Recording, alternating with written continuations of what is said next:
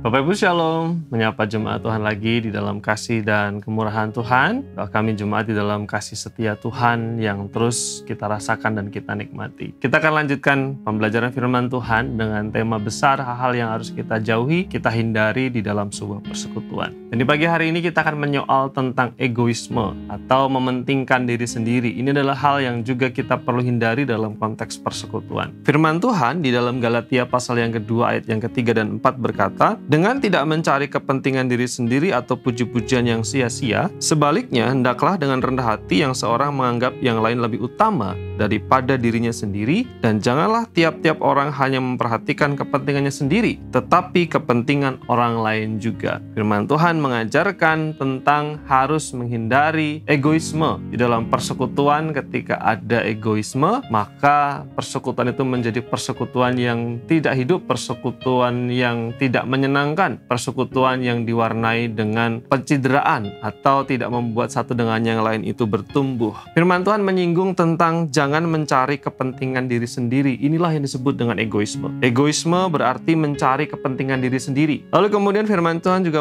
mengatakan bahwa jangan hanya memperhatikan kepentingan diri sendiri saja. Ini juga yang disebut dengan egoisme. Jadi egoisme itu mencari kepentingan diri sendiri, berfokus kepada diri sendiri, memperhatikan apa yang baik untuk saya. Pokoknya saya.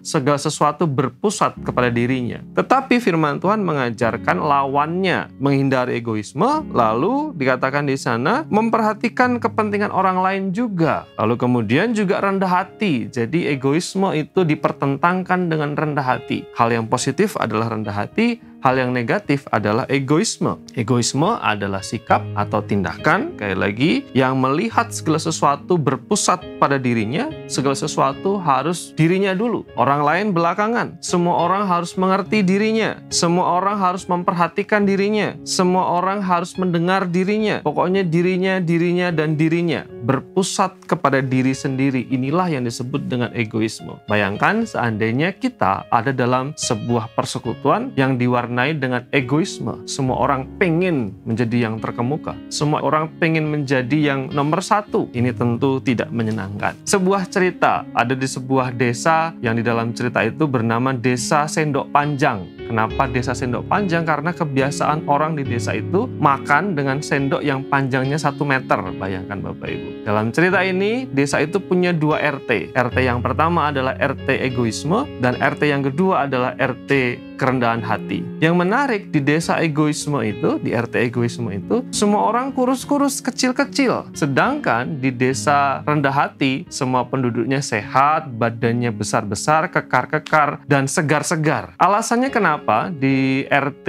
egoisme itu kurus-kurus? Karena ketika orang makan dengan sendok yang 1 meter itu, orang berusaha untuk makan untuk dirinya sendiri, cepet-cepetan makan. Saudara bayangkan, makan dengan sendok 1 meter tentu sangat susah. Sedangkan di desa rendah hati, orang saling menolong, ambil makanan, membantu yang lain membantu dirinya membantu orang lain, dan saling membantu satu dengan yang lain dengan sendok 1 meter itu. Singkat cerita, dengan cara saling mengasihi, saling melayani, maka satu dengan yang lain juga bertumbuh dengan sehat. Ini gambaran tentang persekutuan yang diwarnai dengan saling melayani, saling rendah hati satu dengan yang lain, bukan sebaliknya diwarnai dengan egoisme dan mementingkan diri sendiri. Mari kita berusaha mewujudkan persekutuan yang diwarnai dengan kerendahan hati sehingga setiap orang di sana terbangun dan terpelihara di dalam iman. Yalah, firman ini menolong kita untuk berjalan di sepanjang hari ini di dalam berkat dan kemurahan Tuhan. Mari berdoa. Bapa di surga, terima kasih, kami bersyukur karena Tuhan menolong dan memberkati kami. Biarlah sehari ini kami jalani dengan sukacita dan diwarnai dengan penyerahan kepada Tuhan. Kiranya berkat dan anugerah-Mu Tuhan atas kami semua. Di dalam nama Tuhan Yesus kami berdoa dan bersyukur. Amin.